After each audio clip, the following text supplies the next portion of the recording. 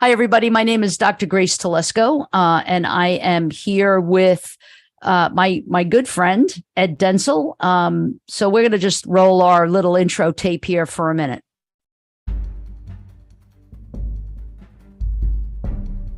Good evening.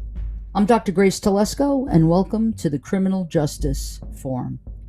We're live streaming from the NSU Fischler College of Education and School of Criminal Justice YouTube channel. Each of our programs examine exciting topics in the field of criminal justice, and all of our guests bring fascinating and thought-provoking topics to life, as each of our educational programs bridge the gap between theory and practice. Welcome to the Criminal Justice Forum.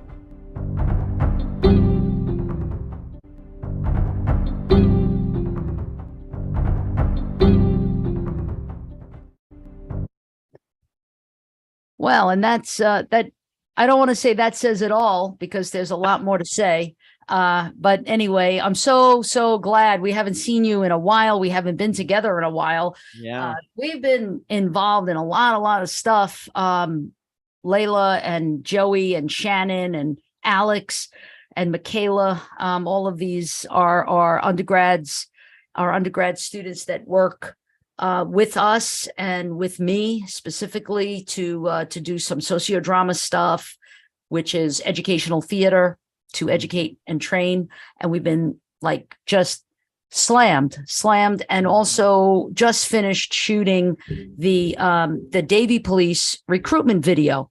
And I think you knew about that, Ed. And you know, Ed Dentzel, he's my ongoing guest, my regular guest.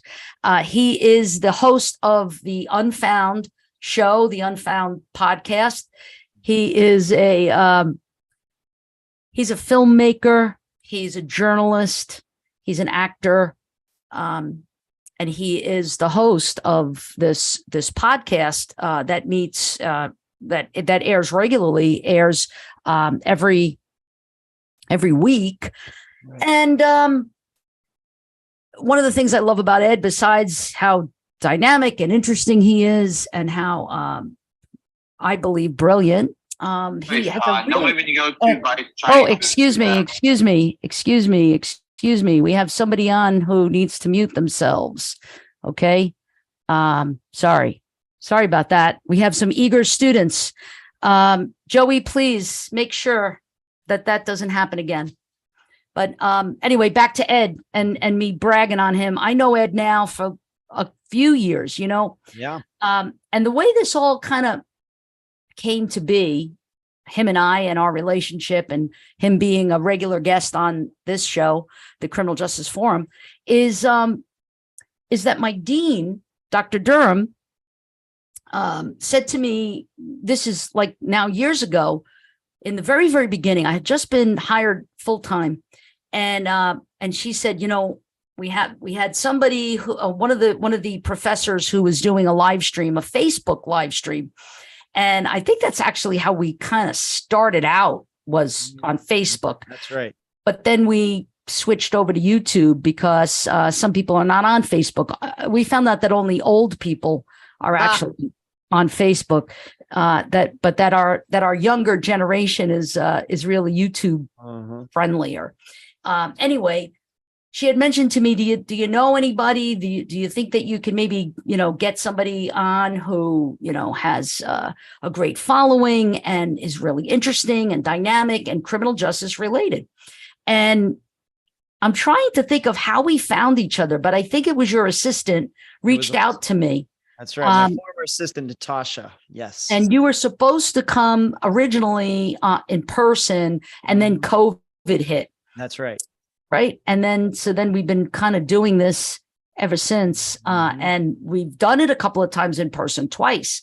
Yeah.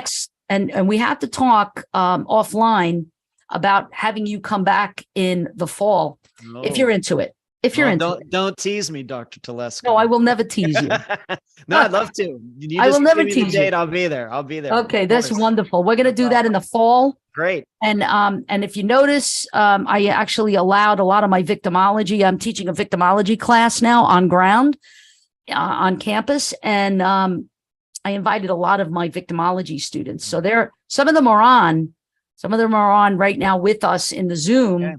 And a lot are also, I see, on the YouTube, in the YouTube chat. We've got a lot of your followers, a lot of your fans. Hopefully, And, yes. And I think that as a result of you, I mean, I've become famous with them. So that's true. That is certainly true. I think they like me. Yes, I think so too. Yes. Oh, that's good. Because you want to be liked, you know? They certainly know. When I say Dr. Telesco during a live show or something, everybody knows who I mean, for sure. That's great. So yeah, so definitely we're going to have you come in person in the fall. For sure. And we'll do that really cool thing that we did in my office where we live streamed live together. Right. When I was sitting on your lap a little bit. Yes. Remember that? Yeah. How could I forget? All right. Nobody wants to know about that. But anyway, so back to today's topic and today's focus. Today's focus is going to be on the missing person case of Karen Moore. Now, when Joey and Layla and Shannon and Alex and I and Michaela were all kind of huddled with the Davie police doing our recruitment video for them, we were filming that day the dive team. Because, you know, the Davie police, they're recruiting and they're looking for good candidates. And so we're putting together a commercial for them, which we finished shooting. And now we're in editing. And so one of the specialized units that we were highlighting was the dive team. So I'm standing there and I'm talking to the sergeant. And the sergeant starts to tell me about a case where they found a car, and they were able to recover a car and were able to also recover some remains. But those remains were, you know, and you'll go into telling us what those remains might have looked like. But what he was telling me was that there were these, for lack of a better word, I don't know, like missing persons chasers, you know, like you have storm chasers. Yep. Is that what you would call kind of paraprofessional? They have they're trained scuba divers who go in and I'll get into that, but I don't necessarily know if they were looking for a person or a missing person or something, but you know. No, I think they just happened to come across it. Yep, and when they came across it, they called the Davie police. That's right. And so and why the Davie police? Because interestingly enough, this happened about a mile from campus. Right. Am I right? Yeah. So where you're sitting right now. So what we're going to do is we're going to I'm going to just share with everybody my screen so that I could pull up some of these pictures. But Ed, why don't you go ahead and start to talk a little bit about who Karen Moore is. Obviously, we've selected this case because it's a little close to home in that her car, you know, decades later, found in this pond or body of water that was like right by the NSU campus. Yeah. Having been to the campus, I mean, it was so close. If you probably went to the tallest building on campus, you could probably see exactly where she was found, wouldn't you think? Pretty close. That's how close it was. Absolutely. And Karen Moore was originally from Davie. So that meant that, you know, and our campus is in Davie. So it's, and, you know, we have a partnership with the Davie police. So it's very 6 degrees of separation ish. Yeah. But in any event, Ed, I'm going to let you take it away. Talk about the facts that, as you know them, a little bit about her, a little bit about the missing person case. And then we could dive, no pun intended, a little deeper. Oh, you didn't laugh at that. Okay, I'll laugh now. Okay. We'll dive a little deeper into you know, what they found and all of that. Okay. So it's all you. Okay, very good. Thank you. Thank you for the introduction. It's a pleasure to be here. Again, I'm sorry we couldn't get together in February, but I know things are busy down there that time of year with midterms, things like that. But it's good to see everybody, both you, Dr. Telesco, and your assistants, the students again. Before I get started, I want to make clear that this is not a disappearance that we covered on Unfound. Of course, if Karen had continued to be missing, I think it's certainly possible that we might have gotten to it. And I can even say probably in as much reading I do about missing persons cases, especially here in Florida where I live, although I'm over here in Clearwater, probably I've run across news or on the Charlie Project or somewhere, I knew that she was missing, but being that I read about several articles and there are a whole bunch of facts about disappearances up here in this head of mine, including on top of all of the disappearances that we've covered on Found, which is like 286 now. I'm going to guess I've read the general facts of her disappearance before, but I have to admit, when you told me about this back in February, Dr. Telesco, I had to kind of look into it once again, as if I'd never heard of her or this disappearance before.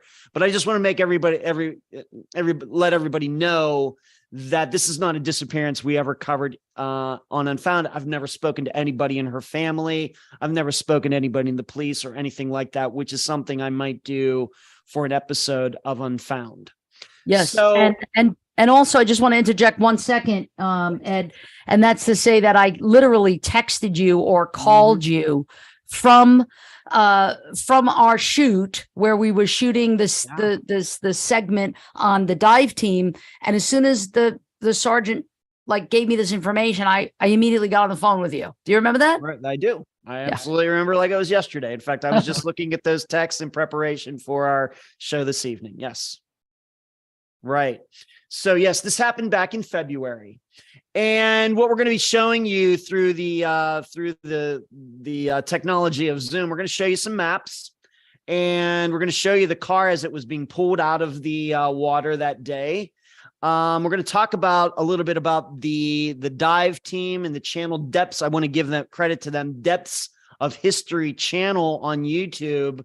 They were the divers that found Karen in her car by accident, and we'll get into that a little bit later. And we're also going to talk about, we're going to look at this map. What does the placement of her being in the car in this particular retention pond in Davie, Florida, what can we discern from this? What kind of theories can we have? What makes the most sense? And so what I'm going to first do is there is an article, and you should know in studying, I guess, for the show, you should know there was not a lot of information about Karen Moore and her disappearance out there. In fact, the article I'm going to read here in a few moments is really the only major article that was ever written in the 20-some years that she was missing. Why that is, I don't know. But that is not unusual. It's very common that somebody gets a lot of attention right when that person goes missing, and then there won't be another news article at all. It depends on a lot of different things. But the 4 topics that I want to get to later, if we have time for this discussion, is number 1, people and their vehicles. Number 2, the vulnerable time. Number 3, things change, and we'll be looking at some maps to show you what I mean by that. And then 4, what is with all this diving? How has this become like a thing now in the last few years with these dive, I guess, companies or YouTube channels finding people in their cars? What is going on there? How has this suddenly become a thing? So first, I'm going to read the article. Maybe Dr. Telesco, you want to post that up there if people would like to read along. And I may just interject a couple times throughout this article, maybe to clarify a few things. This is an article, as you can see, or at least on my screen. This is an article that was written, the South Florida Sun Sentinel, on July 13th, 2001. So this is 3 weeks after she went missing, and this is the longest, most complete article that was ever written on her disappearance until she was found in her car last month. So once again, we don't know a lot about her. We can just try to discern something from this article. Police are still looking for clues in the disappearance of a Davie woman who's been missing for 3 weeks. Karen Elizabeth Moore, 53 years old, of the 1000 block of Southwest 109th Way, was last seen about 6:30 p.m. June 26th, the day before her birthday, when she paid a neighbor's son for mowing her lawn. Moore, who works as a nurse at Edge Point Estates retirement community in Boca Raton, was scheduled to work the next day, Moore's sister Pam Clay said. Moore's 8-year-old daughter, Christy, was scheduled to return home from summer camp June 27th, and Moore had called her estranged husband before leaving work to ask him to pick Christy up. But sometime between speaking with her neighbor and the next day, Moore disappeared, Clay said. So we have to understand what we can discern just from these first couple paragraphs is it seems that Karen was living alone. She was still married, but it sounds to me like a estranged husband, that they were on the outs, and I'm taking for granted that he was living somewhere else at the time. This time, I've been trying to figure out where he might have been living and how long they had not been living together and how long they'd been estranged. This is information I've not been able to find anywhere in preparation for this show. Moore's white 1999 Saturn four-door license plate D00THU also is missing. The car also has an Indiana State University decal on the back. Police received a tip early Thursday from a woman who said she saw a car with the same license plate in South Miami-Dade County, but police were not able to verify the information, Davie Police Detective James Frankwitz said. So you might want to think about that as we go through this, studying this disappearance. Was that sighting real or not? Clay said all of Moore's clothing, personal items, and luggage are at home, and that her bank account and credit card have shown no activity. There aren't any suspicious circumstances, Clay said. It's not characteristic for her to disappear voluntarily and not contact anyone. A search of Moore's home showed no signs of foul play, and police plan to review Moore's telephone and financial records. She has a cell phone, and I should note that in 2001 terms, this is very rare, and just to show you how rare it is, but police found it in a box in her home. So she had a cell phone, but she wasn't even using it. That just shows you how long ago this was. Frankwitz said. Clay said she doubts Moore left voluntarily. She has very little money and is devoted to her daughter. I'm scared for her. I don't know what happened, she said. I know that if she were in trouble, she would also call my brother, and she didn't call. If she could get to us, she would. Moore has worked at the retirement home for 8 years and has an excellent work history, Edge Point Estates Executive Director Keith Kreidel said.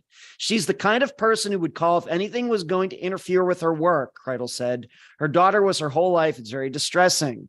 Moore's relatives said they'd like police to search for her car with a helicopter. Police said they would if they knew where she might have driven. Anyone with information should call Davie Police 954-693-8200. And as I stated before I read that, that is the number one largest article, most complete article that has been written in the last 20 some years. So not a lot to go on regarding this disappearance, but just I have in my notes some things to remember.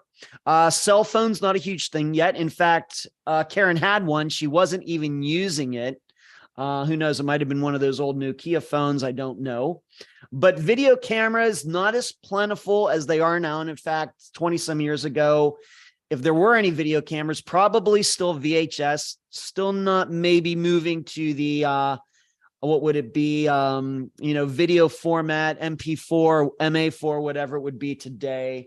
And of course, there was no social media. This is even before MySpace started. So really, when you look at this disappearance, even though it was 20 years ago, this is really no different than a disappearance that would have happened in the 90s, in the 80s, in the 70s, in the 60s, when we're talking about technology. Something to keep in mind. Once again, virtually zero coverage. That article I wrote there that came out 3 weeks after she went missing is the article. There might have been a small one a couple days after she went missing, but then there was this large one and seemingly nothing again. I don't know why. So questions we have to ask before I get into these 4 points that I talked about before. Was she familiar with the area? And we're going to show where her car was. Was she familiar with the area where she and her car were found together? Second point, was someone else familiar with that area where her car was found in the water? And is it possible that an accident happened, or is it possible this was foul play? All right, this is how we're going to break this down. And we're going to do that by looking at 4 main points. These are kind of things that I've learned over the last 6.5 years, 280 some disappearances that I've covered. You come up with some ideas, some theories, way to break down disappearances, because a lot of times you don't have any more information than we do in Karen Moore's disappearance. You just have some general facts and everything is just, you just don't know. So what can you do by looking at other disappearances that seem to be similar and apply them to the disappearance that you're looking at, but it doesn't have a lot of fact? Can another disappearance maybe fill in some of those blanks? So we start with people and their vehicles. And what I've learned, even though we haven't covered a ton of disappearances where people go missing with their vehicles, and what I mean by that is the person in the vehicle are missing for a significant amount of time, let's say 5 years, if not more, that a long time. Usually when those disappearances are solved, the person and the car are together. And in fact, as I mentioned to Dr. Telesco before we started tonight, we covered a disappearance that could be similar to Karen's, and that was the disappearance of Esther Westenbarger from Indiana, Kokomo, Indiana, who went out with friends, only had 1.5 miles to go home, never arrived. She and her Cadillac went missing.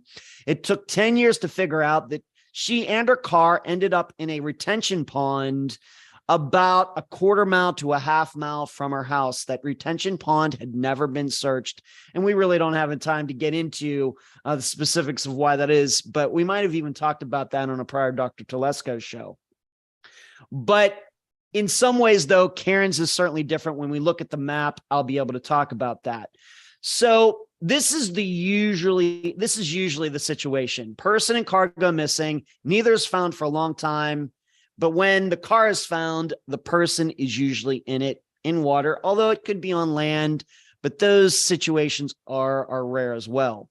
There is an exception, though, and that was Eric Frank's disappearance we covered from Michigan, where he is still missing, but his car was found in somebody's garage. So there are exceptions, but Eric Frank's is surely the exception.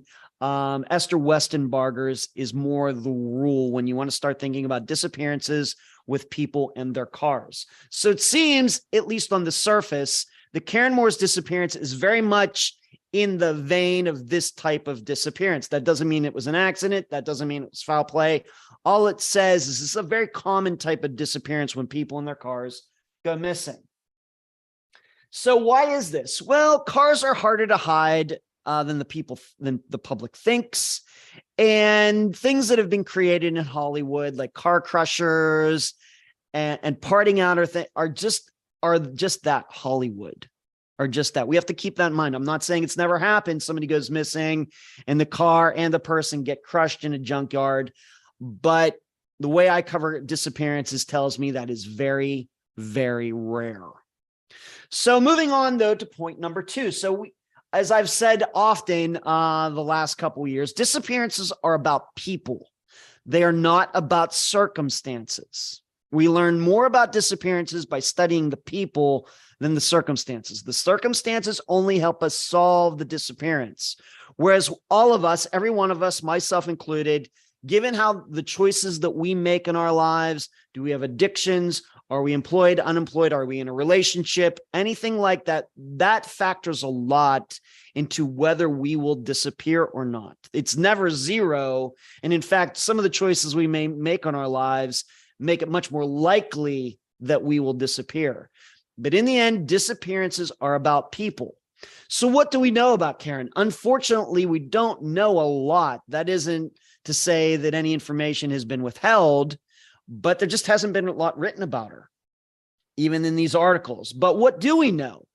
She was in the process of a breakup. She was married, and as you heard in the article, she was estranged from her husband. This, as we all know, we're all adults here. This is a very dangerous time for women. Why is that? I'm just going to jump in a second. Yeah. Why is that? Well, I've Explain never to been us married, why. so I don't want to be a single guy explaining relationships to people. You But don't want you're not going to no, I'm not, mansplain I that? do not mansplain. I do not do that. I could get, 80% of my audience is female. I know to avoid that. I do Absolutely. not do that. Right. But as just an analyst, a disappearance analyst, that we don't know what kind of issues they were having with custody. We don't know what issues we were having with child support. We don't know why they were getting divorced. And none of this has anything to do with the disappearance. But if we knew those things, it might narrow down what could have happened to Karen. Now, if they were having a very amicable divorce, then I guess maybe her estranged husband shouldn't be considered a suspect. But what if we were found out it was the exact opposite? No, But it's this is a also very- I don't Please. I don't mean to interrupt you. Go ahead. And I'm going to let you, because I don't want to. I know, but I don't want to let you. I don't want to distract you from That's fine. what your next point's going to be. But in this line of thinking about when you're in the middle of a divorce or separation, looking back in hindsight, the only things that you're going to know or be able to find out would be if she talked to anyone else about it, or if there was any kind of court documents that reflected this major struggle, major conflict, like needing mediation or custody issues or alimony or whatever. Oftentimes we know in divorces, especially, that, it's almost always going to go to the court. It's almost always going to be maybe mediation. And that it's very, very rare that it's just amicable. So a lot of that is conjecture right now as it relates to Karen Moore. But you would agree that might be something. Absolutely. I mean, I would just say, once again, the disappearances that I know the best are the ones that have been covered on Unfound. And it is amazing when women go missing, how many of them are in bad relationships. It is amazing. It is an unimaginable, unimaginable percentage of them, a very, very high percentage, that when they are in bad relationships that they go missing. There are very few, women who are single, who don't have any addictions and all of those things, who go missing. Whereas there are a lot of women who are in relationships, who end up being with bad guys, who go missing. Now, I don't know. And even we think about some of the disappearances. We have men who probably caused their wives' disappearances who had no criminal, record before, and they don't have any criminal record since. But if I were to present some of the facts to you regarding those disappearances, it's somewhat clear what happened, even though nobody can prove it. Right. So with Karen, we have to consider that. It's in the article. We have to think about that. And so once again, breakups, divorces, pregnancies, caught cheating. Karen and her husband seemingly were headed for divorce. Of course, there is a counter argument to this. What do divorces and breakups and all these things cause? Depression, stress, which then makes it more likely that a person, man or woman, could hurt himself or herself. Right. So that's kind of the counterpoint to just automatically thinking, well, there was foul play. Well, you know what? There was a lot of stress involved too. And that also makes it more likely that people will go missing. Some of the, I could have listed 30 at least disappearances that I've covered like this, with women who went missing, who were in complex relationships, abusive relationships. I just picked out a couple. Linda K. Carroll, who went missing from the panhandle of Florida. It is obvious that her estranged husband killed her. She was moving out on her own. She was going to get custody of the kids. He went in there and seemingly dragged her out of the house that she had just gotten. Her hair was, some of her hair and part of her scalp had been scraped off her head. It was wedged in the door jamb. There were obvious signs of violence, but she's never been found. He was never charged with anything, and he is deceased now. Another one is Marion Hurley. She went missing, and coincidentally, she went missing right after she caught her husband cheating on her. And that guy is still with this woman to this day. So that's just a couple of examples of estranged couples and the women in them going missing. So the questions are, does Karen's husband have an alibi? I have no idea. I've tried to look. Nobody seems to know anything. There's just nothing out there.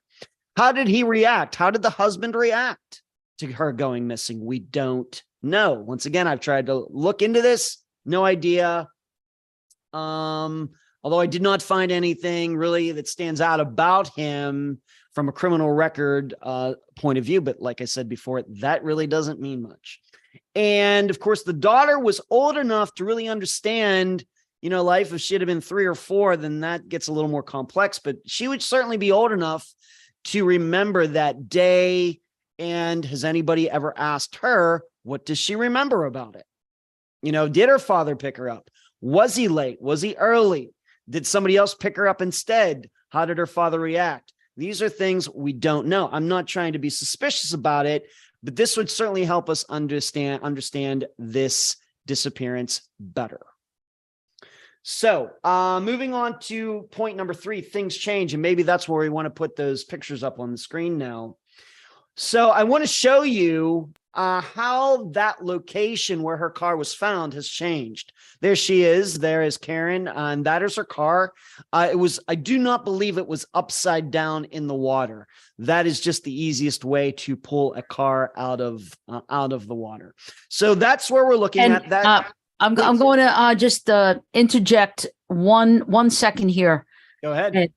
So this may not be public information, but it's possibly come to our attention that it was in park when found, and seatbelt fastened. Okay. I know I told you that already. I don't think you did. I don't remember that. I just looked back at our texts. Okay. I must have, I didn't and put you that in my was notes. like, wow, really? The car was in park. Okay, right. Yeah. Right. So, Yes. and I said, I'm sorry. No, it wasn't in park. The car was found. Yeah. The car was found in park, seatbelt fastened. And, oh no, I'm sorry. My bad. It was in drive. Not in park. Because then you clarified. Clarified and you asked me, the car was in park. And it was actually, I had made a typo. So the car was found. All right. And Cars in drive. In drive. Okay. And that's really it. That's it. So it was in drive and the seatbelt fastened. Okay. All right. So what we know about that, and I only learned this about from Esther Westenbarger's disappearance when she was found. 3 of the things they're looking at this is that, of course, if there is a person in the car, is that person in the driver's seat, and is the seatbelt fastened? That's the first thing they look at. If we know, of course, after this amount of time, the body's going to be nothing but bones. So I guess just was the seatbelt fastened? The second thing they look at was the transmission in drive, or if it was a stick, which they don't do much of those these days, but still, does it look like the gear shift was in like first, second, third, fourth, or fifth? For a manual, of course, in an automatic car, was it in drive? And the third thing they look at was the key turned on. So you know how you turn the key over in your car, at least for most cars. I know cars really advanced these days with push buttons and everything, but for older cars, you turn the key over and you always notice that it comes just back a bit. Well, that is the on position. Was the key in that position when the car was found? That's the 3 things you check. And if any of those aren't true, then you have to start thinking that maybe this person did not drive into the water, that maybe somebody might have pushed the car or something like that in the water. These are things that police know to look for, after a lot of experience. So if we go to maybe to the next picture, because I want to talk about how things change, because the way this looks in 2023 is not how the area looked back in, there we go. Why don't we go to 1999? Why don't we go back one, if we could, to 1999? Thank you. So that little mark right there is approximately where her car was found in the retention pond. You will notice It's not close to shore.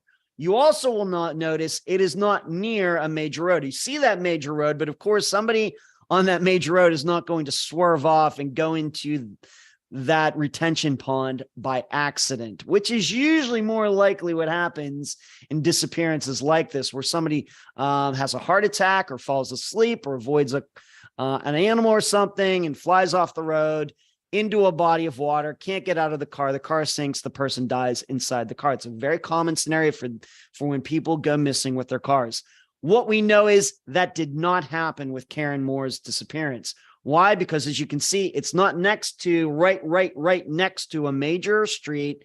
In addition, the car is so far out into the water. You have to think about that. But you also notice the Publix, this area was just getting built at the time. Of course, in 1999, this disappearance hadn't happened yet. Can we next go to the next slide and to 2002? So now, if you look at the left-hand photo, the Moore car map 2002, looking at the satellite photo from Google Earth Pro, where I got this photo, if we were to believe it happened right then in 2001, Karen Moore's car is in that picture. We just can't see it. It's kind of creepy. But as you can tell, that Publix is now there. The building is nearby.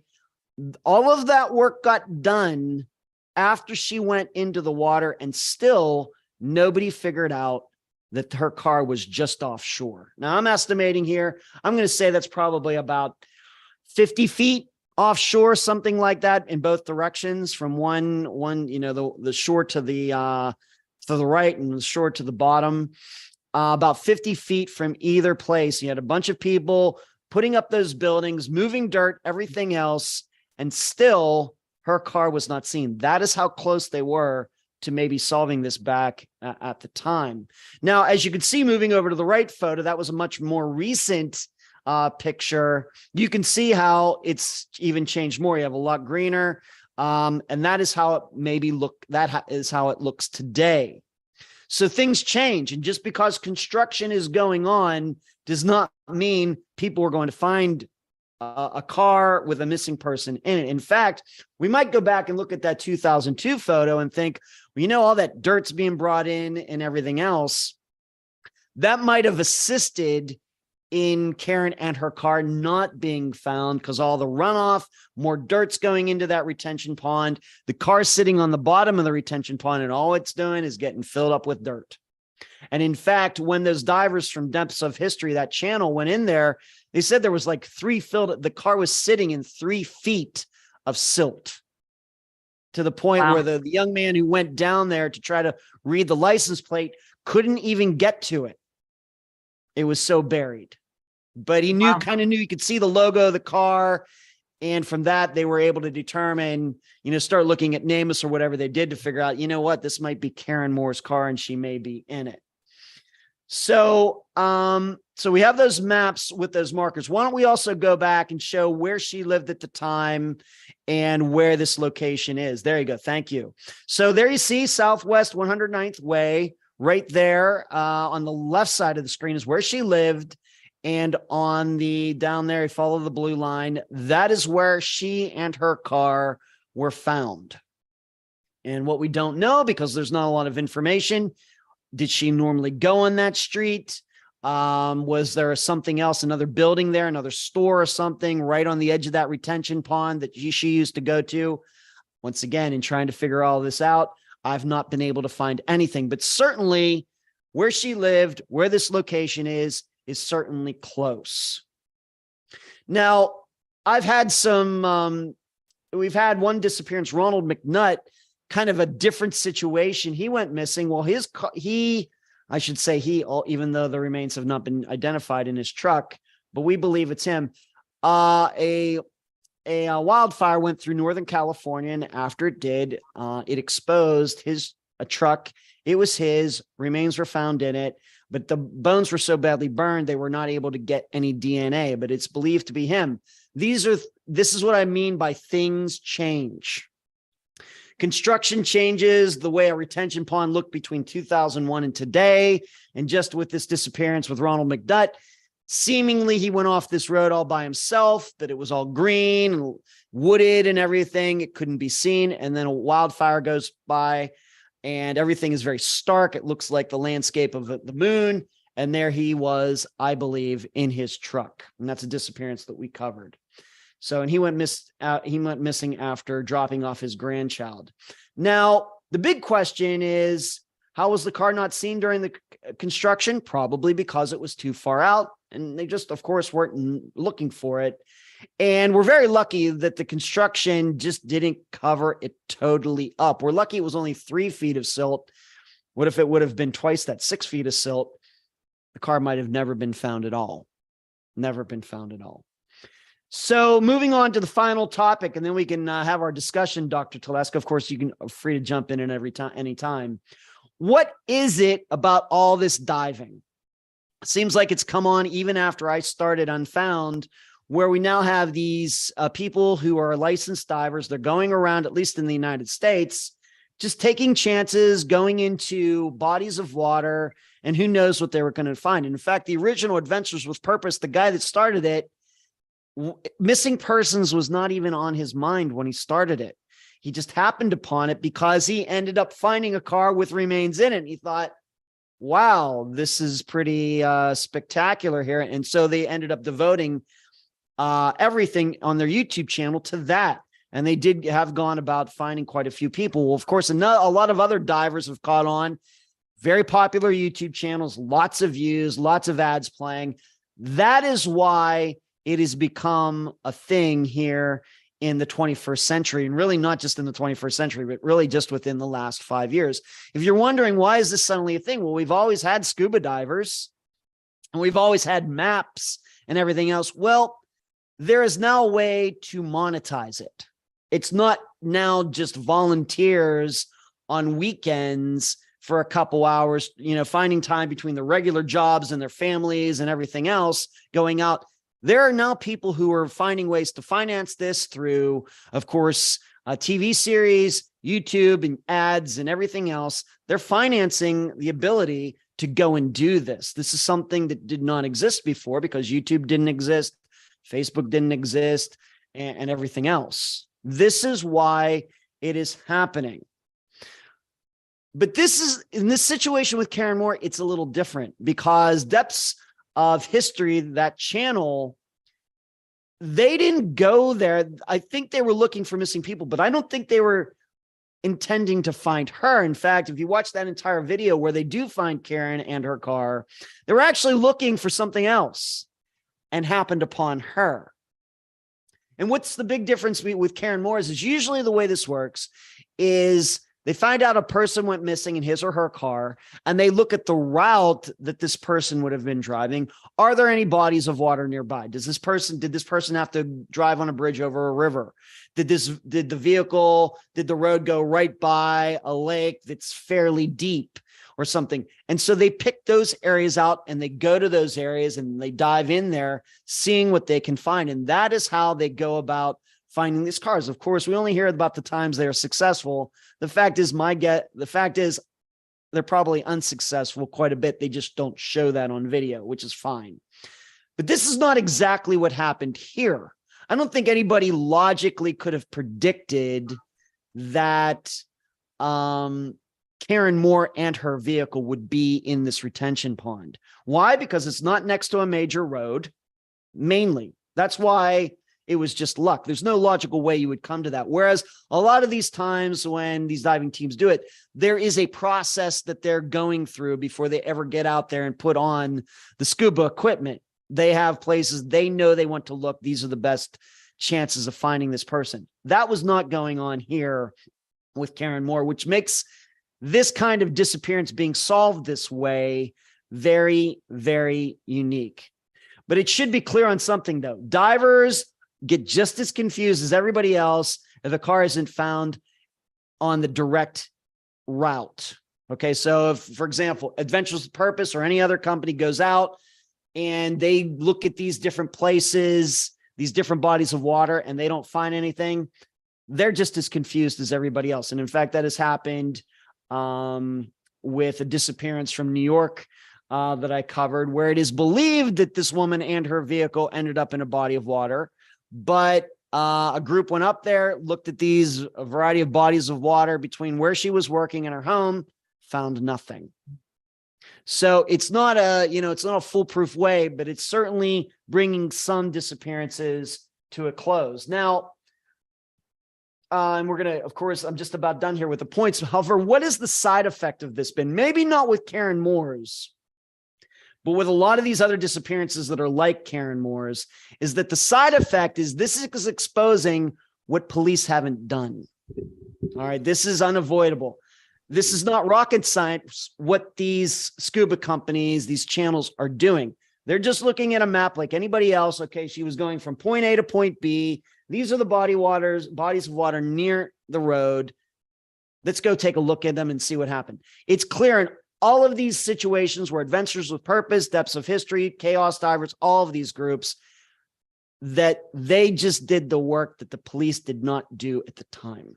That is what's really being exposed here, because it's not rocket science. And has law enforcement, I'll be honest, the way I look at it, has law enforcement been miffed by some of this? Yes, they have.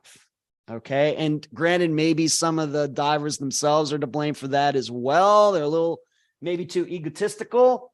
But certainly, I think some of these law enforcement departments have taken it personally that some of these divers have gone into their own area and shown, well, the person was right here and you didn't even look at this body of water a quarter mile down the road. Well, what did you do? So, however, I want to reiterate, though, I'm not saying that happened here. Karen's is a unique circumstance. Not sure police or anybody else, whatever you believe in psychics, I don't, but there's nobody that could have predicted really that she would be in this retention pond. So I'm not blaming the Davie police or the sheriff's office or anything else. Certainly a unique circumstance. But that's how I assess and analyze the disappearance of Karen Moore. Thank you. And I know that this was, took a lot of research because you haven't covered this on your show before. And so it's kind of like starting from scratch on everything. And you did a phenomenal job of uncovering and discovering, what is already known and what are still the questions that loom. Not to be overprotective of the police, but I will say this: we've got two different motivations. One for the police and one for those who are interested in missing persons as a hobby, if you will, or I don't want to call necessarily professionals, maybe paraprofessionals. And as you mentioned, the monetizing piece of this, it's a moneymaker. It is, right? So there's that. There's popularity, celebrity quality stuff. If you have a show, like we have a show. Yeah. But the purpose of the show is not to make Grace Telesco famous. Right. Because if that were the motivation, I'd be singing, not doing this. Right. Okay. I'd be playing all my music. But no, seriously, these folks that you've mentioned, first of all, they're dive hobbyists. They love that. And not only that, but they're really interested in missing persons, as you are. But the difference between you and them, I think, Ed, is that, your motivation, as I have seen in the last few years, is that you always want to give voice to the voiceless. You want to give, you want to put a spotlight on those who have been forgotten. The unfound. And you give voice to that. You give voice to the families too. So that's your motivation. It's not so that you could become famous or make money. Right. I'm not here to I don't know any of these people who go and do the diving. Is there a reality show component to this? Yes. But we can't deny that they're actually finding people as well. Okay, what I would say, what I would say though is that, as I've said a few times, is you don't hear about all the failures, and I wonder, would they still be doing this if every time they went out they weren't finding anybody? They probably still wouldn't be doing it. Whereas I guess the difference I see is that I cover disappearances every week, and I'm going to keep doing that whether disappearances get solved or not. Yeah. I see that as the big difference of what we're talking about here. Yeah. That's fair. And on the other hand, the other side of the coin here is, personnel issues. So Davie Police, it's a nice sized department, but it is not the NYPD. Right. And I'm not saying that in any way, shape, or form, except to say that 40,000 strong, let's say at one point, there are 4 strengths in NYPD, and the dive team. There was a dive team in every borough. The amount of resources that the NYPD has, the amount of resources that BSO has, it's not the same for the smaller local, kind of town of Davie police department. So who knows what 2001 looked like, right?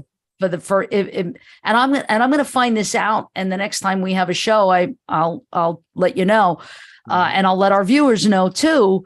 But it would be really interesting to know, when did the dive team, when did they start their dive team? Yeah. And did they have to rely on, other resources from other departments?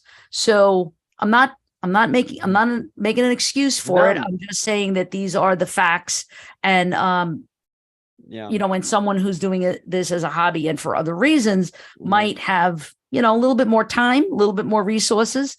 And so good for them. They found it, and they immediately did the right thing. They called the police. That's right. And like I said, this is certainly, in this particular circumstance, certainly not on the Davie Police for that she was missing all this time. Certainly not. Right. I think, though, if we were to cover a different disappearance that was solved like this, where it was a person in the water, that was right down the street from where they're last seen, it might be more of an example probably of, what I'm talking about, that police told the family they did everything, and then the person's found in the car a half mile down the road. And you start thinking, well, did they do everything? It's just hard to say. Yes. And I think there's always room for improvement. And I think there's always room for, did you do enough? Did you turn every corner? In this case, was there any reaction from family in terms of finding her? I did not. Certainly there were reaction. Nothing, though, that points us in any direction to think of what might have happened. Yeah. Of course, they're happy that she was found. As we talked about before we started here tonight, Dr. Telesco, unless when they brought her bones out in the car, there was a bullet hole in her head, they're not going to be able to determine how she died. It very well may be that it was foul play, but good luck trying to prove that unless there's something that's really, really glaring. But what's really interesting is, that little tidbit of information, which is really valuable and important. I don't know the answer to your question about the key. Did it appear to be on? But it was definitely in drive. But let me be clear. I know I read my text wrong, but it was definitely in drive and is definitely seatbelt fastened. That sounds a little bit more like self-inflicted. It does. And especially since the car, as we saw, like I diagrammed there. And once again, I urge people to go watch that video on Depths of History channel, the YouTube channel. You'll see the car was not close to shore. So seemingly, it got a little bit of a running start. This wasn't a car that went into the water at 1 mile an hour. You get the idea that whatever happened, this was somebody who had the foot on the gas and was going at a decent speed and kind of jumped into the water. And of course, what happens when you hit the water, you don't go straight down. The car continues to have momentum, and that's how it ends up that far out into the water. Yes. And, there's no information about whether or not there was substance abuse, as you mentioned, depression, any of that, except this, big stressor, which is a divorce or a separation and a child's involved. And that can always be emotionally challenging, for anyone. So I'm going to bring on First, I'm going to bring on Joey and Layla, and I'm going to ask Joey and Layla if they wouldn't mind tag teaming some of the chat. There's some chat comments. They're not necessarily questions as much as they are statements. And so I'm going to ask for Layla and Joey to both come on. We'll do like a little 4-square thing here. And I think I spotlighted Layla too. Perfect. I'll put the captions up here on the top. And so Joey, can you read off one of the comments from one of our viewers? Yes, I can. The first one we have is from Matthew Goodnow. He says 16 lakes in Broward County, greater than 15 acres. And he said that could possibly equal over 1 million sunken cars. So, yeah, it's tough. I mean, Florida, it's we have a lot of, you fly over Florida, you really realize it's just a sandbar. That's all you see is little pockets of water and everything else. Yeah. And a lot of cars could be hidden in a lot of these retention ponds. That doesn't mean people are in them, but certainly places to hide cars. Yes. Yes. Yeah. Thank you, Joey. All right. And that was Matt. And Matt is a PhD student. One of mine. And I don't want to give away his identity unless he wants to say it. He probably doesn't, what he does for a living. But anyway, Layla, can you read one of our viewers' comments, please? Yes. So another was from Robin Fletcher.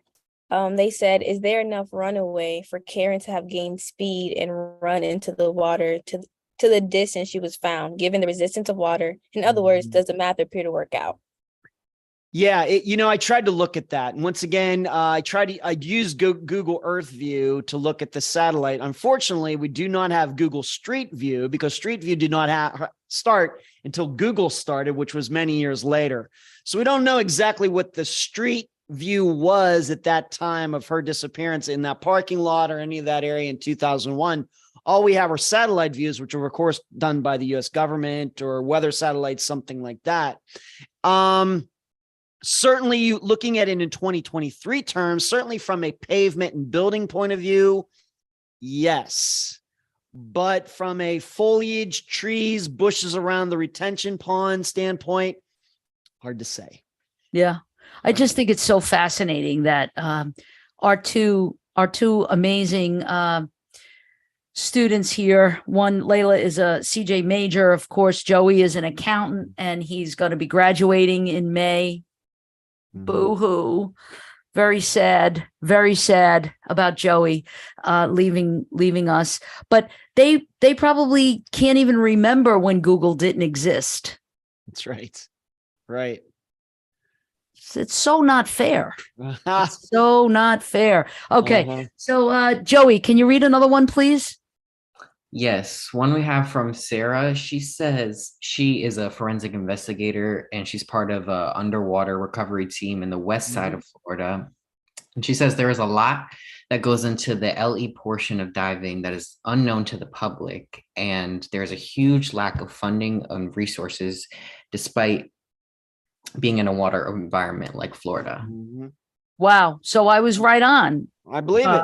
I was right on in terms of the resources and in terms of look at 2001, very different than today, right? So thank you for that. Both right now, Matt and Robin and Sarah, they're all PhD students in my class, and so they're all in the field, but also studying to someday become PhD in criminal justice carriers, which would be great. Layla, you want to read one? Yes. Another one is from Sean Lawyer, and he said, the canals are often only a few feet from the roads, very dangerous, or the hurricanes may have moved the car further from the shore. So, it's certainly possible. I'm not a meteorologist or anything like that. I guess it's certainly possible. Maybe somebody who understands fluid dynamics might be able to tell us something regarding that. The issue for me, though, would be that, as the diver said in the video, the car was in 3 feet of silt, and so I'm wondering Would, a current be strong enough to push it along in 3 feet of silt? I don't know. Maybe. I don't know. But that sounds pretty buried to me, to the point, like I said, if you watch the video, he couldn't even get to the license plate. But I think that's something to be said about all the construction. And that may be explaining the depth. Could be. Of the silt. And we have to remember what I also didn't mention. It was actually in water that's 20 feet deep. So the hard bottom was 20 feet. And then there's 3 feet of silt, quote unquote, on the bottom. I guess the silt is technically the bottom, but you know what I mean? So it wasn't like the car was right below the surface. It was pretty, far down there. Right. And this diving is pretty advanced diving that we're talking about here. We're not talking about, I'm going to go dive and see the coral reefs and the beautiful fish and take pictures.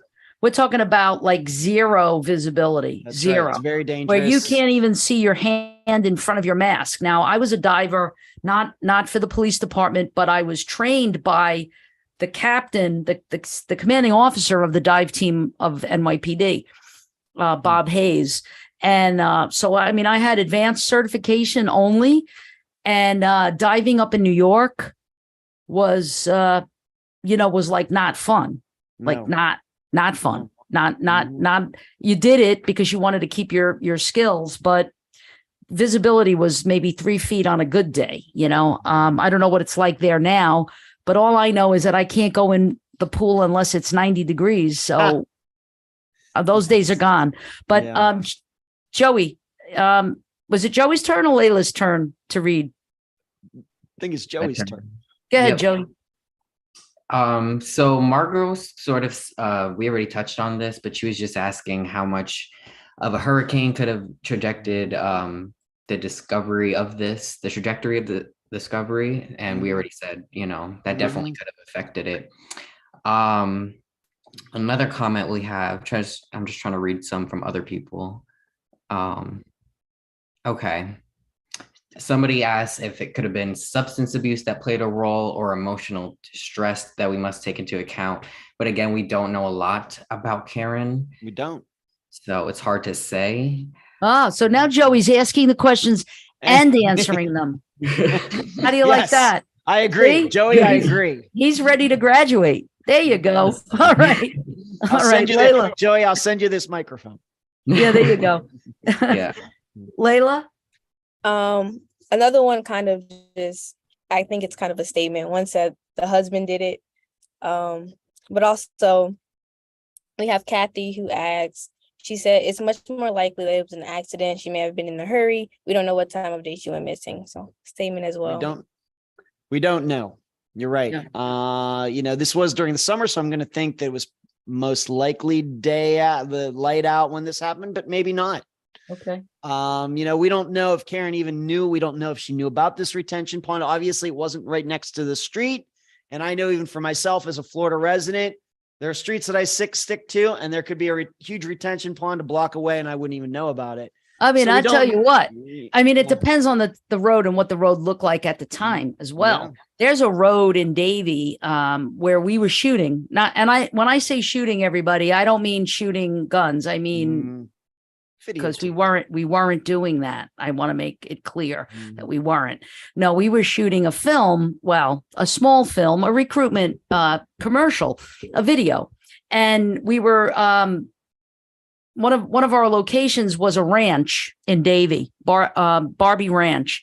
And there is a street there, a road, right? Joey and Layla, do you remember this? It's so small and narrow that and I kind of have to be careful not to speed too much. But I think that if you went more than 10 miles an hour, you were kind of speeding down this road and you could have went right in. I mean, there was water. If I'm remembering right, water on both sides or water on only one side. I don't remember, but in any case, you had to be really careful. Very narrow. Who knows, if that was also a case and maybe this all was just an accident. Who knows? Mm-hmm. All right, let's hear from Sean, and then I guess we got, I don't know, there's a couple more really cool statements from Sarah, since Sarah does this for a living. Please. Can we read Sarah's, Layla? Yes. She said often we have FD, we have FD come out and Fire department. fire department come out and hose us down after a dive because we are covered in the silt from the bottom. We literally have to drag ourselves through it, doing everything just by feel. Mm-hmm. Yeah. Yeah. So It's a dangerous job. I mean, if you go and watch that video, once again, I'm here to prop them up. They found her. We want to give these people credit, Depths of History channel, but just because you're watching it and everything does not mean it's easy, does not mean it's not dangerous. It's very dangerous. If he gets hung up on something on that car and gets stuck in there, it's very dangerous. Just keep that in mind. Yeah. I mean, diving is dangerous. Yep. Period. Yep. I mean, it's just when the visibility and the conditions are perfect. So, yeah. So my hat goes off to all of the police divers and fire department, because both fire department and in terms of Davy anyway. And I don't know about 2001, but I'm really curious to find out the answer to this. Like, was there a dive team at the time? Yeah. And by the way, the other thing that I wanted to say about the dive team, and we only know this because we were shooting the commercial, but I found this out, that you might be assigned to the dive team, but you're still on patrol. And so when there's a case, then you get pulled off of patrol and you suit up and you go out with the dive team. I think it's the same for Canine and another one, I think. Right, Joey, Layla? I don't remember, but it seems like these specialized units, in this particular case, for this particular police department, it wasn't like a designated dive team. That's all you do.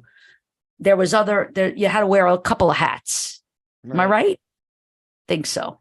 All right. So I want to give our actual, we have students who are on the Zoom right now, an opportunity. Don't feel pressured. You don't have to. This is, remember, being live streamed live on YouTube on our Fischler College of Education School of Criminal Justice YouTube channel. I don't want you to come on if you don't want to come on, but if you do and you have a question, or if you just want to not show us your video and just ask the question. So I'll give you that opportunity now. Last chance, Becca and Stephanie, who are both in my, I believe that you're both in my victimology class. Am I right? Oh, Joey and Layla, you don't have to go away. Come back. There you go. All right, awesome. We got to get you your Screen Actors Guild screen time here. All right, so that my students are opting out. Is there any last comment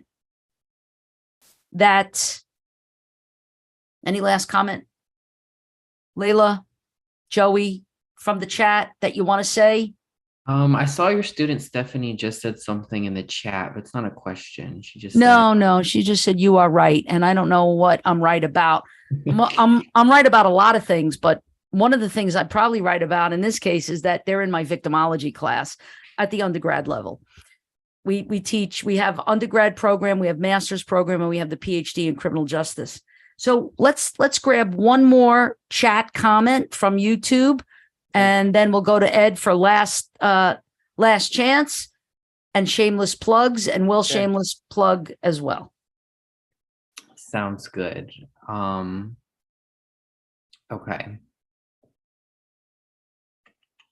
Trying to find a good one. This one says a good question to ask her would be if she was able to swim, if we're able to find that out.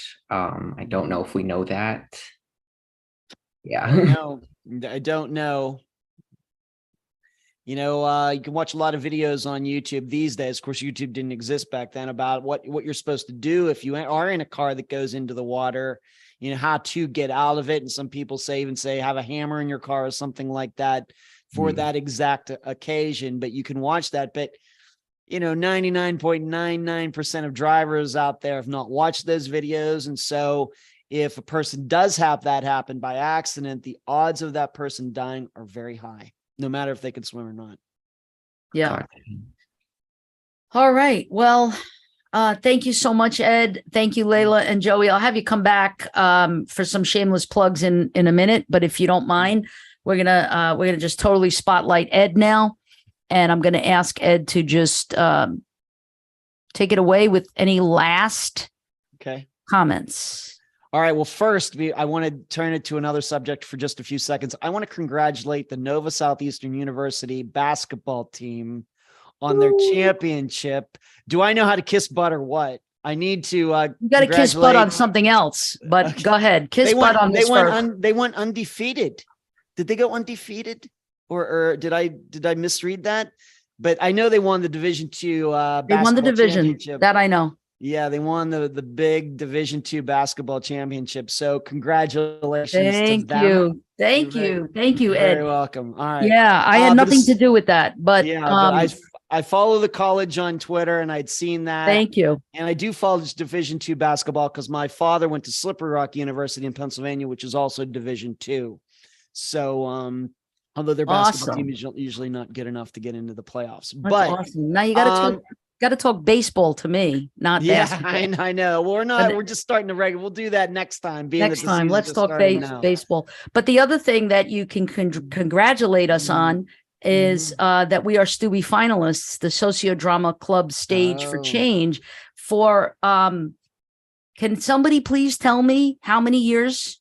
I know this is our 4th year, I believe, being nominated and nominated and making the finalists list. So we are very Susan Lucci-ish right now. None of my students know what I'm talking about, but some of us know what I'm talking about. But anyway, let's see. It's April. In April, when Joey comes back on for shameless plug later, he can tell us when the Stewies are. I think it's the 11th, if I'm not mistaken. April 11th, Tuesday. All of my students are getting dressed up in their gowns and then their tuxedos, and they're going to be all dapper. And we're going to sit there and we're going to wait with bated breath. And hopefully this is the year. Hopefully. So put your prayers out there to the Stewie gods that will happen. But take it away, please, Ed. Tell us a little bit about what's coming up for you, your shows, and any of that. Okay, well, tomorrow, the first thing on the agenda tomorrow, we're covering the disappearance of Jason Landry, who went missing in Texas. He was driving home from school for Christmas break, and he took the wrong turn. He was in a car wreck. His car was found, but he was never seen again. That happened in December of 2020. That's the episode that comes out tomorrow. His father, Kent, is the guest. So it's kind of a recent disappearance, especially in Unfound terms, because the average age of a disappearance that we cover on Unfound is about 20 years old, whereas this one is only about 2 years old. But that's for tomorrow. Also, I've started a new monthly series on patreon.com. So I'm hoping people will sign up to take part in this new series. It's called Found, where I analyze, very much like Karen Moore's disappearance, I analyze disappearances that were eventually solved. And so that gives me an opportunity to look at, why did the person go missing? What was everything that went on during the time the person was missing, and how that person was found? Why did this all happen? And what can we learn from it? And it's informative. I think it's enjoyable. It's a new series. The first episode just came out last week, and it was of Brandon Lawson, a very well-known disappearance in Texas. He was missing for 9 years, but his remains were found last year. But a lot of rumorizing, theorizing over the years of what happened to him, but he was found deceased. No reason to believe there was foul play. But that was the first episode of this series, Found. So please support us on patreon.com and on here on YouTube by joining the Unfound podcast channel. Other than that, working on some other things. And of course, if you're on Facebook, join our discussion group and like the page that we have there.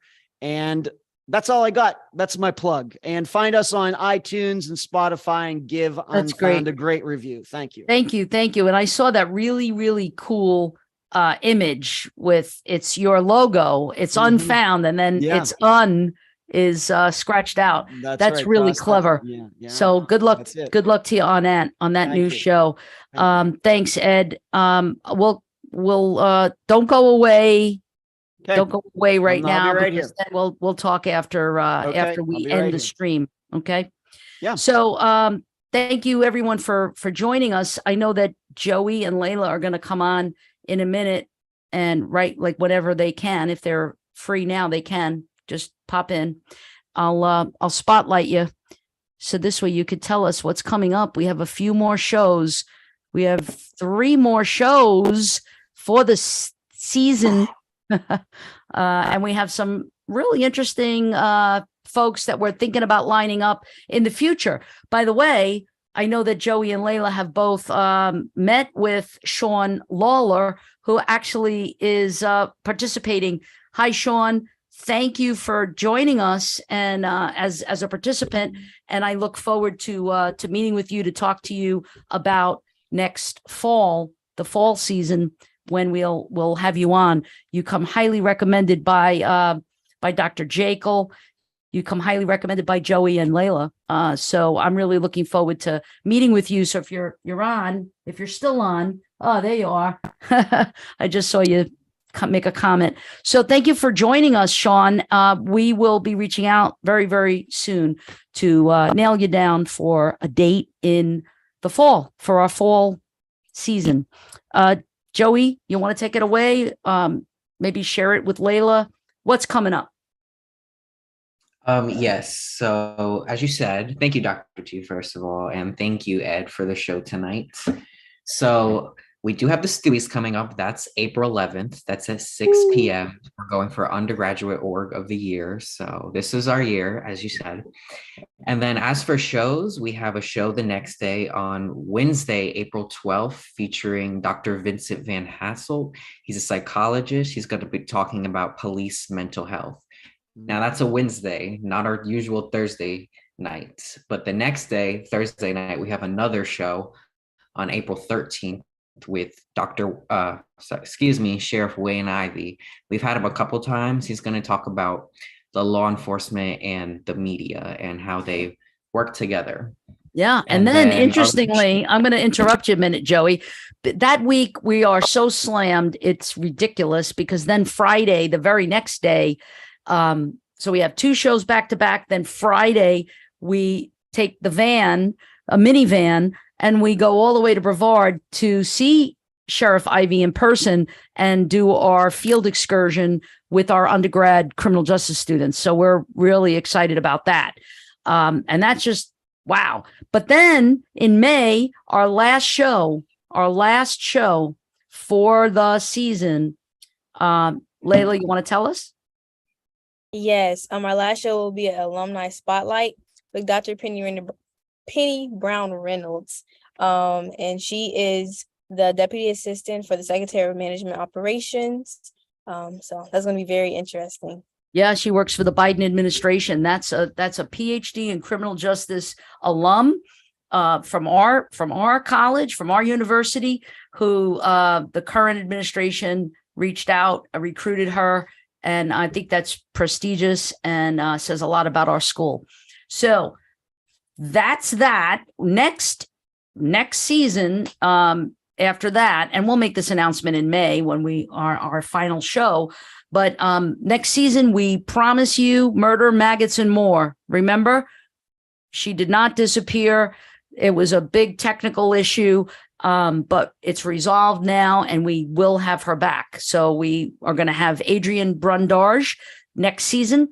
We're going to have Dr. Brooke Elvington, who is our newest faculty member in the School of Criminal Justice. She is a lawyer. She is a graduate of NOVA in the PhD in criminal justice program. And her area of interest and her expertise was in active shooter situations, and she's going to present her findings for us.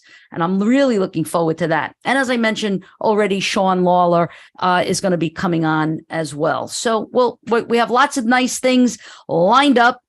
And I just really appreciate Dr. Durham, our dean, Dr. Kushner, Dr. Castro, all of I was going to say all of the heads of the 5 families. No, that just came right out of my mouth. Look at Ed. He's laughing. Good. I made him laugh. No, those are our amazing deans, our amazing leaders who are in charge of the school and who run the programs and who support us in everything that we do. So we're thankful to them, and I'm thankful to my students. So I'll see you all next month.